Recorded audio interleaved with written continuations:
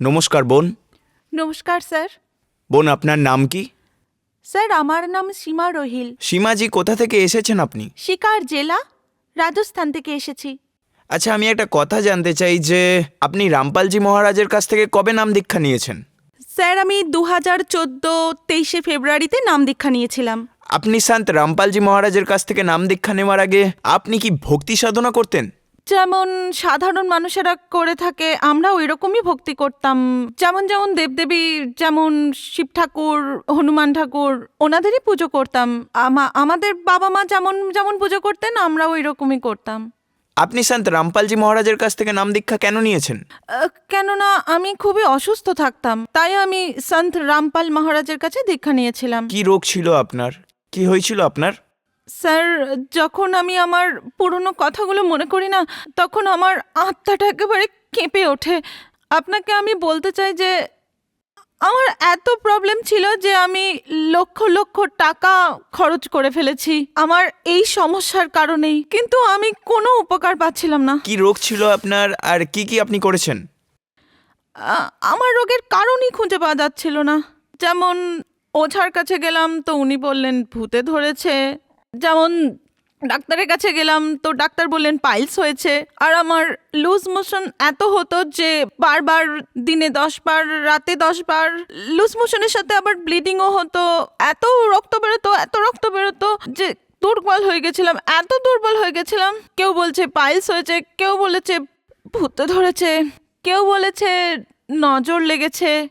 আমি সব কিছু করেছি, ওঝা দিয়ে ঝাড়িয়েছি, পাইলসেরও চিকিৎসা করিয়েছি, পাইলসেরও ইঞ্জেকশন দিতে বললো, ওই ইঞ্জেকশনও নিলাম। ওই ইঞ্জেকশনে আরও বেশি প্রবলেম হয়ে গেল, কোনো রকমই উপকার হলো না। কত কালী মন্দিরে গেলাম, পূজারি বললেন যে ও যদি ওর কলিজা বাঁচাতে চায় তাহলে ছাগলের কলিজা খেতে হবে। আমি বললাম ঠিক আছে, আমি ওটাও খেয়ে নেবো, আমি ঠিক হওয়ার জন্য ওটাও খেতে পারি। তো 4 দিন পর্যন্ত আমাকে ছাগলের কলিজা খাওয়ানো হলো, আর ওই 5 দিন পর্যন্ত ছাগলের রান্না করা মাংস খেলাম। তাতেও আমার কোনো কষ্ট কমলো না, উল্টে আমার কষ্টটা আরও বেড়ে গেল। হসপিটালে নিয়ে গেল, তখন ওখান থেকে বললো আমার টিবি হয়েছে।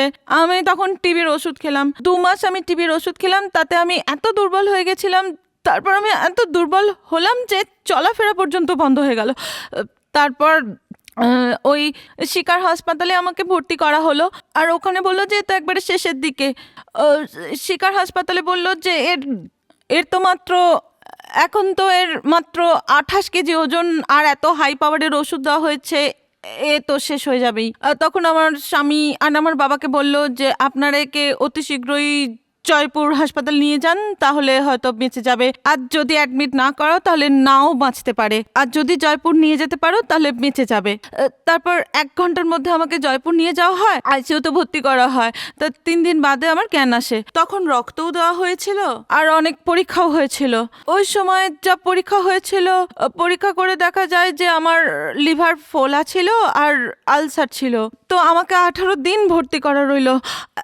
1 লাখ টাকা ওই হসপিটালের আন্ডারের ব্যাংকে জমা করতে হলো। 1 লাখ টাকা পুরো ব্যাংকে জমা করে দিলাম। তারপরে বাড়ি এলাম ছুটি নিয়ে। তো রাস্তাতেই একদিন এক ওঝার সঙ্গে আমাদের দেখা হলো। তিনি জিজ্ঞেস করলেন কি সমস্যা। তো আমার হাজবেন্ড বললো যে এর এই সমস্যা। তো উনি বললেন যে আমি তো একদম ঠিক করে দিতে পারবো, ওকে আমি একদম সুস্থ করে দেবো, নিজের পায়ে হেঁটে চলে বেড়াবে। আপনার স্বামী কি করেন? আমার হাজবেন্ড আর্মিতে আছে। হ্যাঁ, আর্মিতেই আছে, আর্মিতেই ডিউটি করে। আপনি রাস্তায় ওঝাকে দেখতে পান, যখন আপনি হসপিটালে চিকিৎসা করাচ্ছিলেন, তাহলে আপনি ওঝার কাছ থেকে কেন চিকিৎসা করালেন?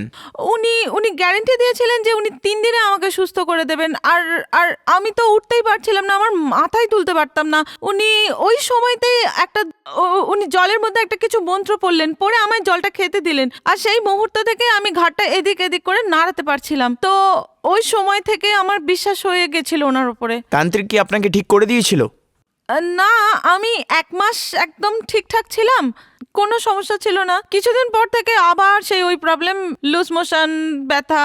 ততদিনে তো আমি ওই 1 লাখ টাকা দিয়ে যে ওষুধ ছিল ওগুলো সব ফেলে দিয়েছিলাম, আর হসপিটালেও যাইনি। আর উনি বলেছিলেন যে ওর শরীরে যে ভূত ঢুকেছিল আমি বের করে দিয়েছি। উনি এই সমস্যাটা। তাহলে আপনি আপনার চিকিৎসা কোনো বড় হসপিটালে কেন করাননি?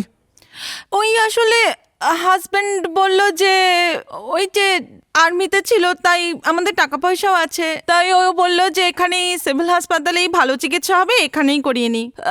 তখন শেষকালে আবার আরও একজন বলল, যিনি আমার হাজব্যান্ডের সাথেই ডিউটি করতেন, উনিও বললেন যে ওখানে কেন পয়সা খরচা করছো, দিল্লি যাও, ওখানে গিয়েই আর হসপিটালে চিকিৎসা করাও আর ওখানকারই ওষুধ খাও। তারপর আমরা আর হসপিটালে পৌঁছলাম 2010-এ 1 জানুয়ারি। তারপর ওখানে যেতেই ওরা কোনো পরীক্ষাই করলো না আমার অবস্থা দেখে। ডাক্তার বললেন যে তুমি অনেক দেরি করে ফেলেছো, তোমাকে সারা জীবন ওষুধ খেতে হবে আর সারা জীবনই এইভাবেই চলবে। তাও উনি অনেক চেষ্টা করলেন, আমার এন্ড্রোস্কপি কোলোনোস্কপি করলেন, ওই এন্ড্রোস্কপি আর কোলোনোস্কপির রিপোর্টটাও এনেছি।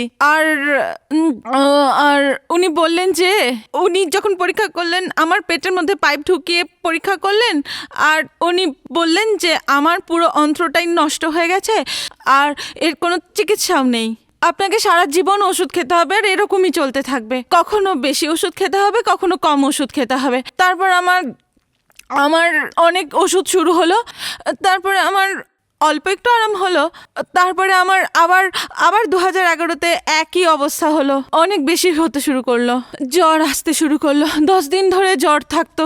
এক মাসে তো আমি 25 দিন করেই হসপিটালে থাকতাম আর 5 দিন বাড়ি থাকতাম। তারপরে আমাকে ডাক্তার বললেন যে একে ইঞ্জেকশন দিই, 1 লাখ করে পড়বে একটা ইঞ্জেকশনে। ওই 2011 এবং 12-তে 19টা ইঞ্জেকশন দেওয়া হয়েছিল, 1 লাখ টাকা করে একটা।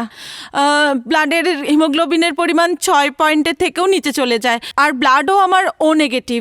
21 ইউনিট রক্ত দেওয়া হয় আমাকে 2014-র আগে, কিন্তু তাতেও আমার কোনো আরামবোধ হলো না। তারপর ডাক্তারবাবুরা বললেন যে এর কোনো উপশম হচ্ছে না। তখন অল ইন্ডিয়া মেডিকেলের 35 জন ডাক্তারকে ডাকা হয়, ওনারা সকাল থেকে রাত পর্যন্ত চেক করলেন আমাকে। তারপর বললেন যে আপনারা ওষুধগুলো দিচ্ছেন এনাকে, এগুলো ইঞ্জেকশন দিয়েছেন, তাতে যদি কোনো আরামবোধ না হয় তাহলে কিছু করার নেই, কারণ ওনাকে অপারেশন করা যাবে না, ওনার তো সেই বয়সটাই হয়নি, আর অন্ত্রটা তো আর কেটে বাদ দেওয়া যায় না, আর এটা সেই অবস্থাতেও নেই, আর অন্ত্র পরিবর্তনও করা যাবে না, আর অন্ত্র ছাড়া তো মানুষ বাঁচতে পারে না। তো ওনারা বললেন ওর যা ইঞ্জেকশন চলছে, যা ওষুধ চলছে সেগুলোই বেস্ট, এছাড়া আর কোনো উপায় নেই। এরপর আমার আরো বেশি কন্ডিশন খারাপ হয়ে গেল, ফিভার হাই হয়ে গিয়েছিল আর ইনফেকশন ছড়িয়ে গেছিল, অন্ত্রটা তো পুরোটাই নষ্ট হয়ে গেছিল।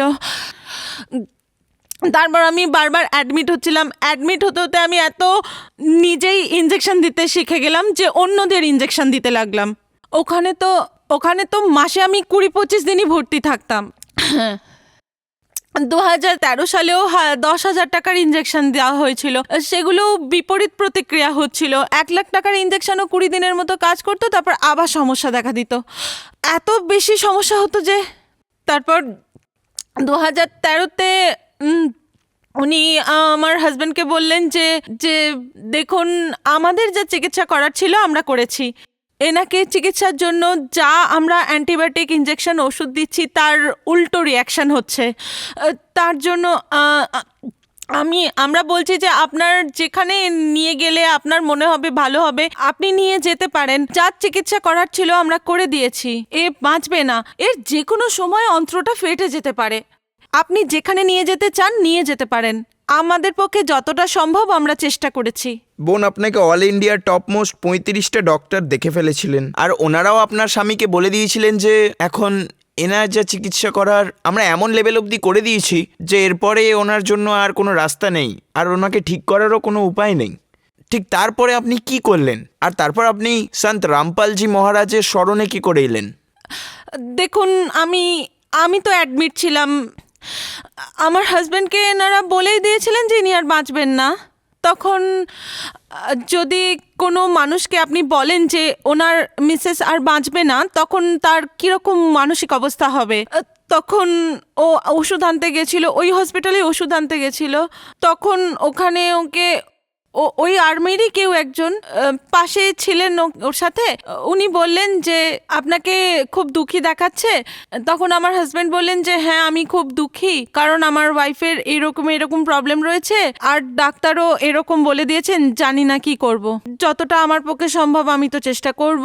আমি তো আর বাঁচাতে পারবো না, ডাক্তাররাই বাঁচাতে পারতেন, কিন্তু ওনাদের ক্ষমতার বাইরে চলে গেছে সবকিছু।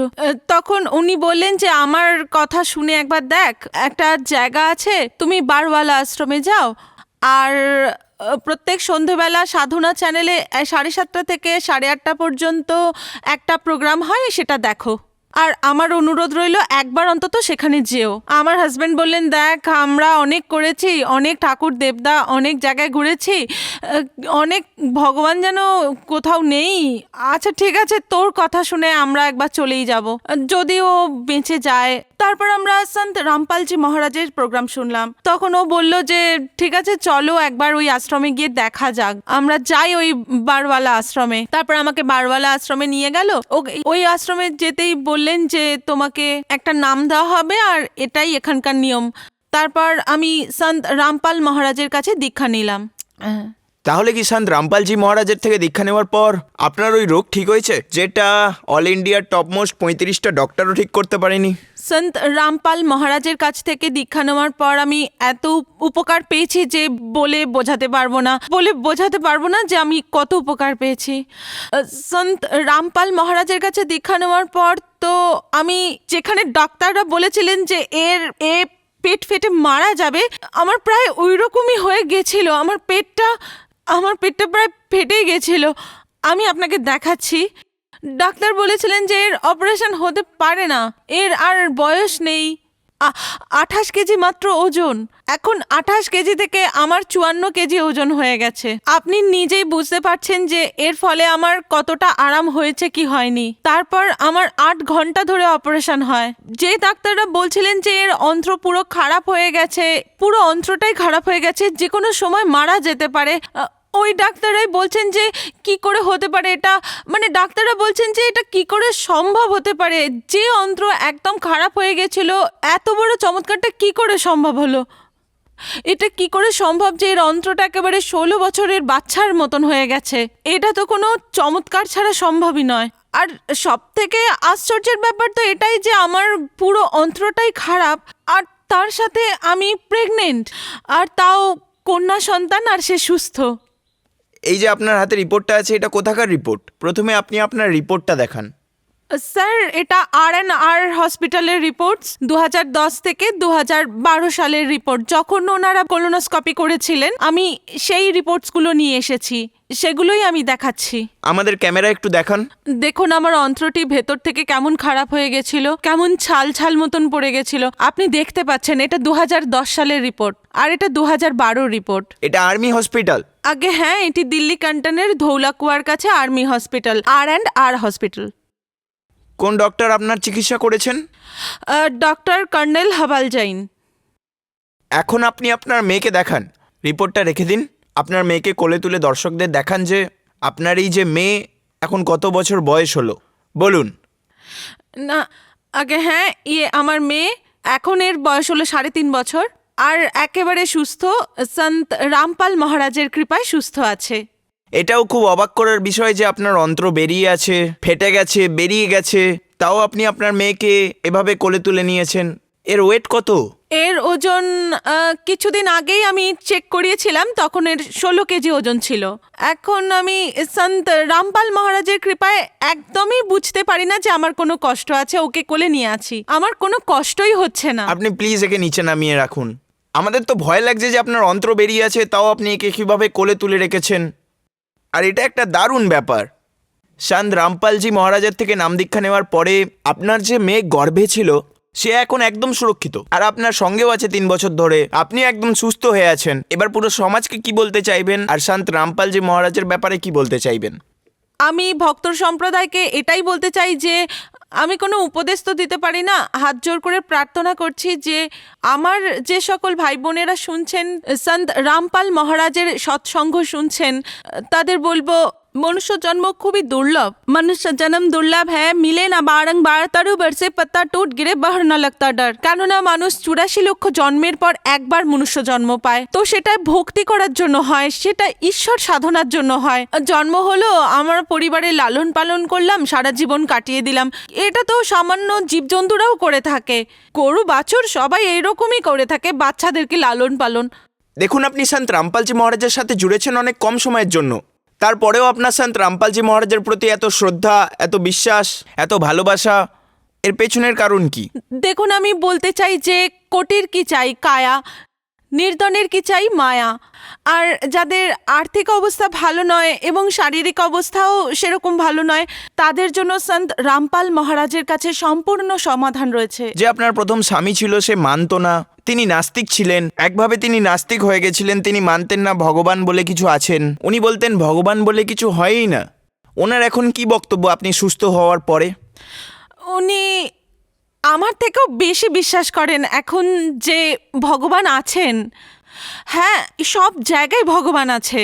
সন্ত রামপাল মহারাজ যে আমার সাথে সব সময় আছেন, আর আমার হাজবেন্ড তো আমার থেকেও বেশি বিশ্বাস করেন ওনাকে। আর কি বলতে চাইবেন আপনি সন্ত রামপালজি মহারাজের সম্বন্ধে? আগে আমি সবাইকার কাছে এটাই প্রার্থনা করতে চাই যে সন্ত রামপালজি মহারাজ এসেছেন, ওনার কাছে দীক্ষা নিন এবং নিজের কল্যাণ করুন। আগে ধন্যবাদ। ধন্যবাদ।